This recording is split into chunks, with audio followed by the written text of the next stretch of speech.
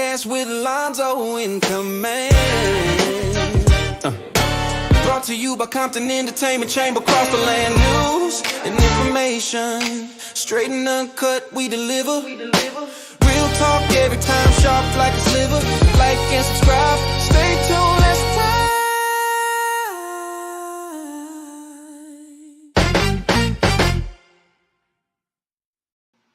Hey folks, what's happening with you? This is Lonzo, the president of the Compton Entertainment Chamber of Commerce and the editor for the Hub City Legend newspaper in the city of Compton and more. You know what? Every once in a while, I get a special guest on my show that not only do we have a business relationship, we have a personal relationship, and it goes back very deep. Then there's also a level of pride that I share with some of my guests. And this is right here is one of those guests that we go way back. And I have a lot of pride in this brother's career. I watched him grow and develop. My man today, Dr. Marquette Hawkins, known as DJ Clientele of the World Class Wrecking Crew, now the mayor of California City. How you doing today, Doc? Man, I'm feeling good, man. How you doing, Lonzo? You know what? I'm doing real good, man. I'm sitting here doing sometimes, and I just think about all the things that we did at the World Class Wrecking Crew. And all the things that the various crew members have accomplished in their individual lives. And here you are kicking in as the mayor of California City. Man, what made you want to be the mayor of anything? Talk to me. Listen, man, it's the kids, when bought some land out here, moved out to California City. And one of the things that kept coming up as a reoccurring theme was, hey, kids don't have enough stuff to do out here.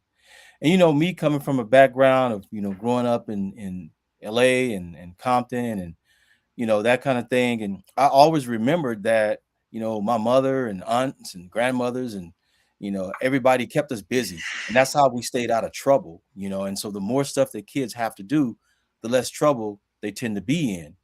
And I wanted to bring that to California City. So I started volunteering and, helping out at Parks and Rec and just, kind of doing some coaching and mentoring. But eventually I started asking questions that I wasn't getting answers to. And people were like, yo, you need to go up to City Hall and start asking these questions. So I would go to City Hall and I would ask these questions. And I wasn't getting any satisfactory answers. It was kind of like the run around, kick the can down the road kind of stuff. And so finally I kept confronting the mayor and I was like, yo, man, I can help. Tell me what I need to do to help you to make things better for the city. And he was like, well, if you think you can do a better job, then run. I'm like, okay, I'm the wrong person to be telling that, bruh. A seat did come open that they appointed someone for, and I was up for that seat and didn't get it. But then actually I was one of the finalists for that seat, but they flipped the coin and went with somebody else. And then when the election season came up, man, I ran and just really was asking people, what do you want to see different in this town? What are some of the most important priorities for you? I learned a lot from that. I knocked on about close to, 1,000 doors. I stopped counting after 800. And, I got a really good lead on what people wanted for California City. And from there, we just started our campaign. We pulled everybody together who was a part of our coalition who wanted the same things. And we made our case and the message was heard and it resonated with enough people for me to, garner enough votes to the majority of the votes to win. Beat the incumbent, by the way, almost by 3-1. So, What? Okay. Yeah, I heard his message. He said run. So I took his advice. What's the population of California City? Yeah, so it fluctuates anywhere between, I would say, 13.5 up to about 16,000. Right now, because we have the immigration processing center open, we count those in our numbers as well. So it runs, I would say, roughly close to about, on average, 14,000, 15,000. Now, here's the part people don't know. What is the landmass measurement of California City? It's 203 square miles. It's the third largest city per landmass in California. At one point, it was supposed to be the rival to Los Angeles. And in terms of land, it's not that far off, but in terms of population, it's way off, from there. Okay. Now, you say you have a detention center there now. I know that was a big issue for a while. You had just got to the seat, and they decided to open. It was somewhere around the beginning of your term. This thing became an issue. Go ahead, tell me about that. So initially, back in the late 90s, it was slated to be a detention center. And in fact, for a number of years, I think from 2009 to 2011 or 12, it was strictly that. But it was also the California Correctional, Corporation or Department of America of California was actually housing the place along with the U.S. Marshals, ICE, and some other government agencies, but it was mainly being used as a correctional facility, right? Okay. And then Governor Newsom decided that he wanted to close down all private prisons back in the early 2020s. When that happened, it lay dormant for several months. And then they were trying to decide, meaning the company who owned the place, Core Civic, they owned the land, they owned the building and everything else. They just paid their water fees and sewer fees and impact fees, but they weren't quite sure yet what they wanted to do with it. It had been a detention center, then was a correctional facility, and they weren't sure yet what they wanted to do. And so we heard three different things. Yes, we're going to reopen it as maybe a correctional facility. Maybe the U.S. Marshals will, continue to further their contract, or it could be DHS, Department of Homeland Security. Well, in around April, they sort of started having conversations with the federal government, Okay. and they didn't know yet. Now, mind you, they were still under a contract with the U.S. Marshal Services and with the state of California. The Okay. city was just a pass through. We were just a holding spot, right? By August of 2025, apparently the decision came down from the White House saying, open the place up. Now, keep in mind, their contract was still valid, but when they made the decision to open it up as an immigration processing center, again, that kicked in some other sort of issues. And the main issue was, can you open it as an immigration center when it was transferring from a correctional facility, and what state laws held their place? Well, there was one state law called SB 29 that the argument from the detainee advocate said it applied to the facility because they were now going to use it as an immigration processing center. And our attorneys agreed with that. But the attorneys on the side of Core Civic and the federal government said, no, it doesn't apply. Well, we made the assumption and the call that it did apply. And the only recourse we had a couple of options. Once they opened, we could withhold their business licenses and permits for 180 days until they were in compliance with two hearings, public hearings, along with that. We did that. Now, the other part is we had the opportunity, if we wanted to find them as a local business for operating without a business license or permit. They had met all the requirements. They passed all the fire inspections and all of that. It's just that the SB 29 law we had determined that it had applied, right? Okay. Anyway, long story short, we held their licenses and permits for 6 months. After 6 months, we determined that yes, they are now in compliance, and we issued those permits, and the place opened. But yeah, like a year into my administration, the federal government decided that they wanted to use that facility as an immigration processing center, and it is the largest in California, and so that kind of fell into our laps, and it sort of made us one of the talks of the town, so to speak, a talk of, in fact, the nation, because of that fact. What we do have as a city is very little jurisdiction over what goes on there. We regulate water rates, sewer rates, impact fees, and we do some oversight in terms of, because the folks are considered within our jurisdiction in terms of, public safety. But other than that, it's the federal government. We can't tell them what to do. A lot of the detainee advocates wanted us, shut the place down. They're operating illegally. We can't, even when they were operating without the licenses and permits, we had no jurisdictional authority to shut them down. The county does health inspections; they control that, and the county was like, we didn't even want to touch that. The state, whom they had the contract with, they were the only ones really that really had any sort of say in the matter when it came down to it. But even the state was like, no, we're kicking this back to the local authorities, and we're saying as local authorities, hey, we don't have any jurisdiction over the federal government. So yeah, Wow. it's been a lightning rod. It's been a hot button issue, and we've been trying to navigate it as best as we can, really trying to educate the detainee advocates that, hey, we don't have jurisdictional authority. We can't tell the federal government what to do. But then also letting those folks know in town who are employed there, who benefit from the impact fees and the payment of their water and sewer rates, upwards of $1 million or so, that we have to strike a balance. Now there are people who have moral a moral issue with the place being open, and we understand that. I certainly have my own, moral convictions, but then at the same time, there is the legal process that we have to follow as public officials, as to not put the city at risk and or go up against a battle that we would have lost, because at the time when people wanted us as city officials to sort of fight against whatever it is they thought, it was Core Civic owning the land and the building, federal government having the contract with them. Now it's completely federally owned and federally operated, with Core Civic as just a contractor that's there.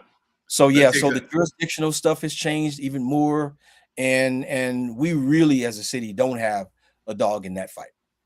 Now, you know what's amazing, man? I remember when you first told me about that situation, like, damn, you walking in with your hand up 1 minute and into the pit the next. I'm like, yes, that was amazing. Right into the fire, Jump right into the snake pit. No time to really, go, hey, I'm the mayor. It was just like, you have all these issues you have to deal with now. But again, the test of true leadership, man, is not what you do when things are all rosy, cozy, hunky dory, peachy keen. It's really in the face of adversity and issues and chaos and turmoil, right? That's when you really know that you're being tested. But again, we have a great legal team. We have great staff, city manager, and everyone else, and we have some really smart people on our council. And we've been manifesting, this issue and dealing with this issue for over 40 plus weeks now. And the bottom line is, we're going to do what's best and what's right and keep a balance on everything that's there. I know some people, particularly folks who are on the, detainee advocacy side, they try to call me out. Oh, how can you call yourself, a progressive Democrat? How can you call yourself, we know where you grew up. We know your background. We know what you stand for. So how can you come here and do the opposite? I said, I'm not doing the opposite. I'm standing on what I've always stood for, which is following the law, which is making sure that we don't step outside of the boundaries of that for any kind of political advocacy. I mean, political advocacy is one thing, and it has its place, but then there's also legal responsibility. And so I try to tell folks, we have to strike a balance there, and we cannot put our thumbs on the scale. So they've appealed what the Planning Commission did. The Planning Commission recently denied their first appeal. So what that does, it automatically kicks it up to the council. Now, at this point, it's a very touchy subject, so I can't really go into a lot more than that, because I am going to be, if the appeal gets to the council, the presiding officer over that appeal.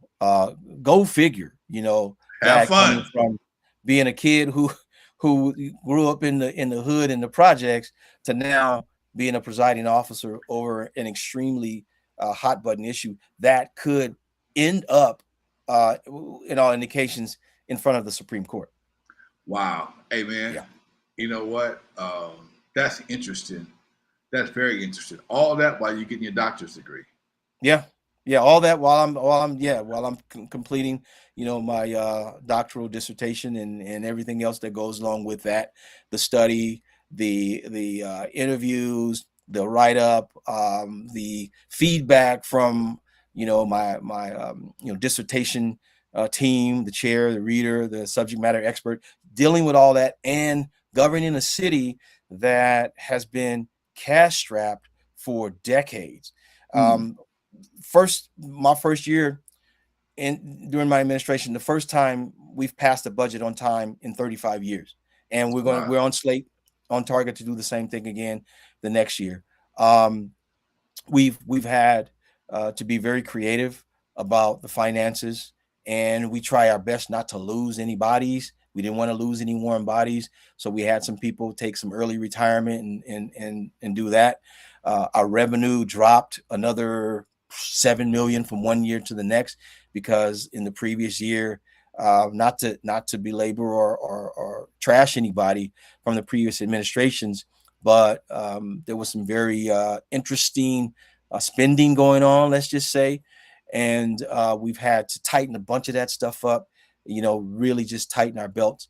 And we're going to pass a budget that's balanced, again, on time, with some very tight constraints, on it.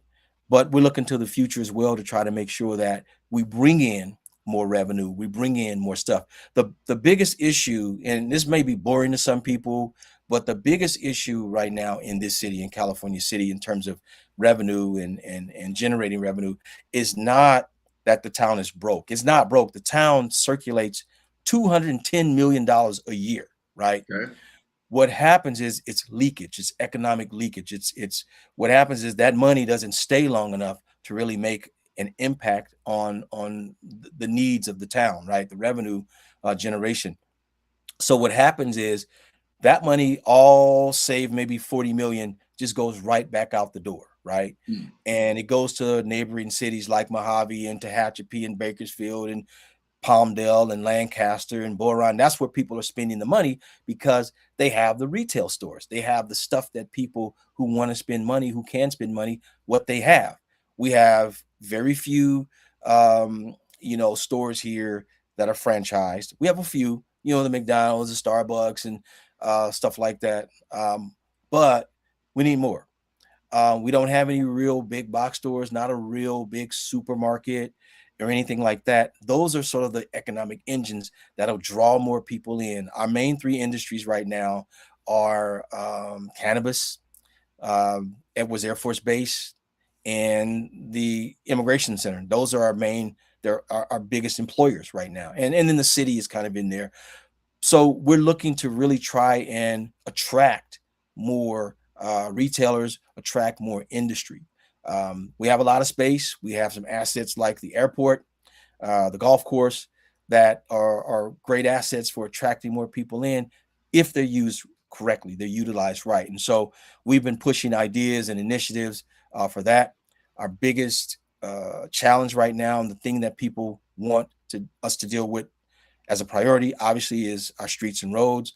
So I introduced the Street Reconstruction and Transformation Initiative to really have us as a community, as a city, as a municipality focus on that. Because again, I had argued, well, how do we bring in like logistics, like an Amazon or UPS or something like that, if our roads are all tore up and messed up and Right. potholes everywhere, and some of these roads haven't been fixed in over 30 plus years. And it's like, come on now, we have to do better. And so introduced that. We bought some equipment, trained staff on it. So they're starting to really, nail that down. But obviously we need more staff to do more. We need more, bodies. I was able to negotiate just recently a, a, um, a situation with Caltrans where they're going to be bringing in their heavy equipment operator academy to California City, and that will be where they're going to be training folks to Ah. to do Caltrans stuff. And so my idea was, well, hey, we got some roads over here that you guys might want to practice on, right? And so I'm trying to finesse that situation right now, Okay. and who knows, man? But yeah, it's creativity, it's having the foresight, the knowledge, and the situational awareness to try and pull enough stuff together to get some things, make some things happen. Check this out. What I know you had some Compton background issues going into the mayoral situation.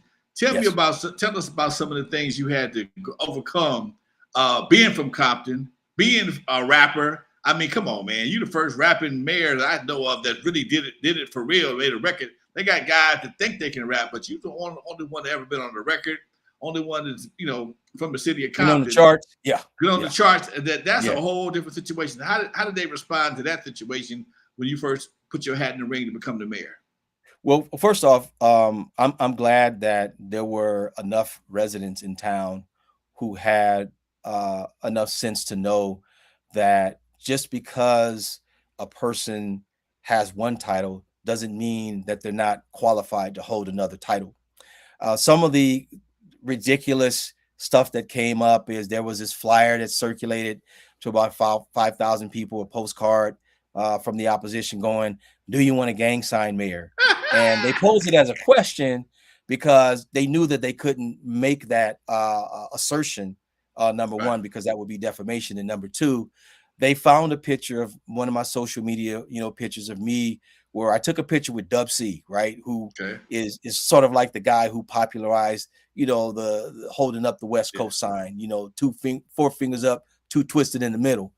And they clipped it and had me standing there holding up the dub. Now, there are way too many people in this town from Compton, from Inglewood, from LA, from the Bay Area and places like that to actually know that that's not a gang sign.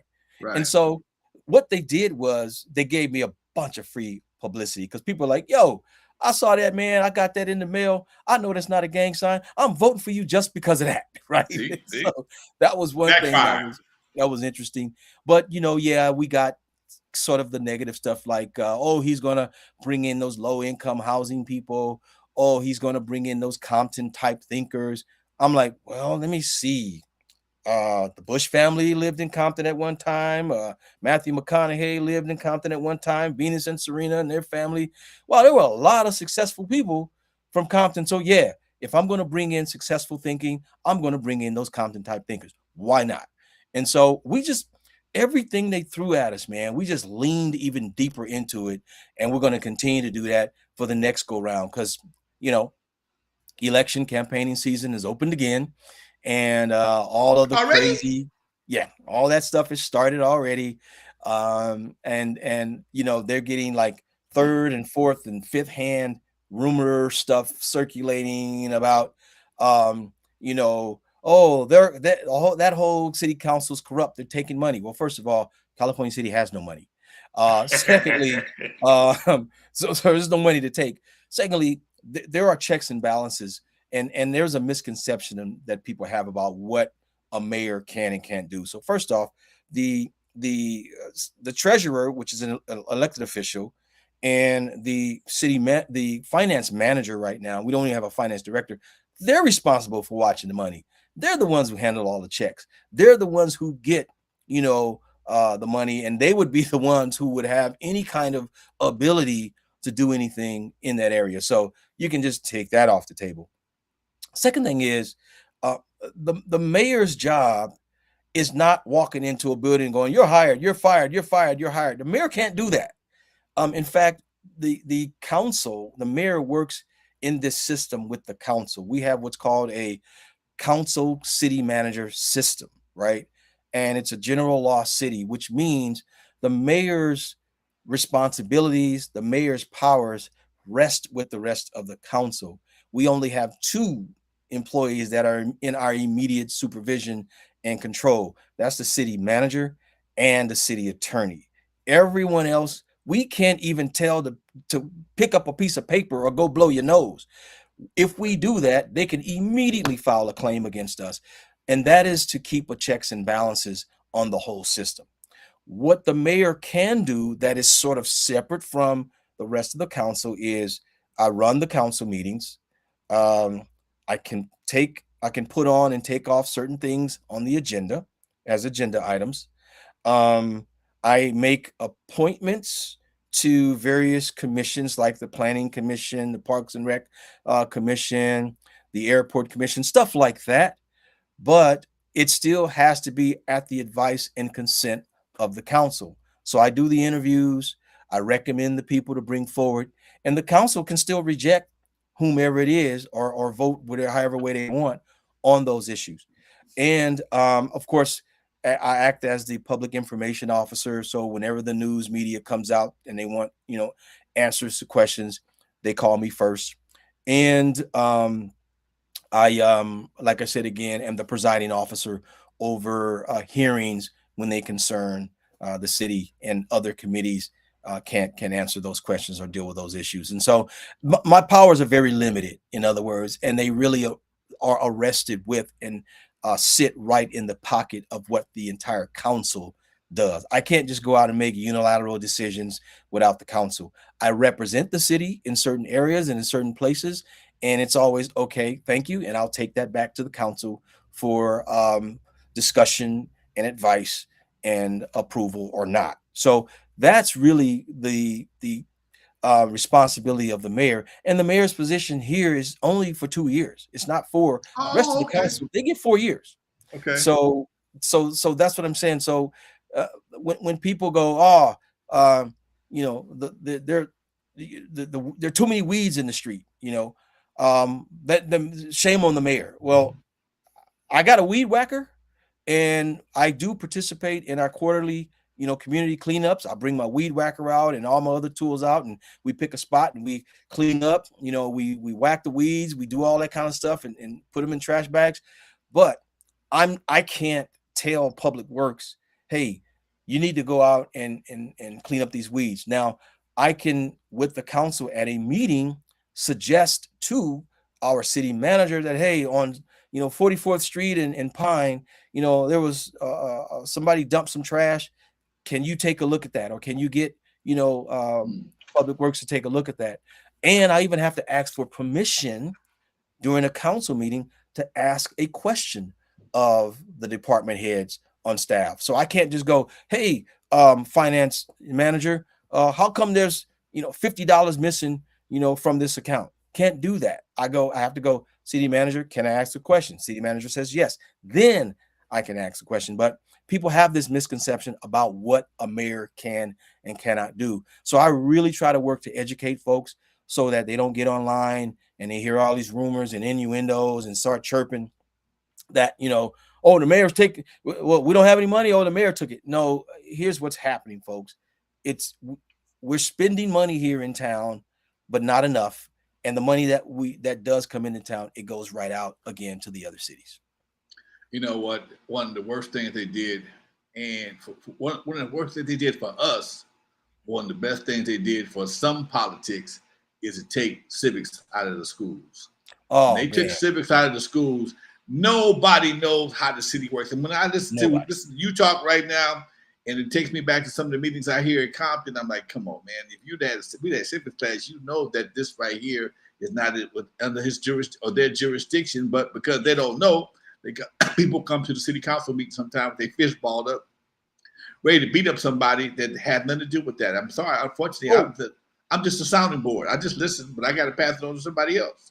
I get the phone calls 6 o'clock in the morning, all the way to 12 midnight, sometimes 1 in the morning, about things that I have no control over, whether it's get my cat out the tree to, hey, the flag, is tore down at City Hall, to you guys need to put some grass out front, to, the Rite Aid building, somebody, threw some stuff on the window. Y'all need to clean it up. I'm like, okay, I hear you. I will pass this information along to the responsible parties, but you can't be mad at me if I can't do anything about it right away. And I really can't do anything about it other than pass the information along, make the suggestions, and inquire during council meetings, and just kind of really bring attention and awareness to certain issues that are happening in town, and advocate for the citizens like I do, and like that's why they put me there. And I tell people, man, my phone number is on the website. you have a question, you have a comment, you have a concern, just give me a call. I've spent 3-4 hours on the phone with people explaining things to them, sometimes repeating the same stuff over and over and over again. And I'm cool with that.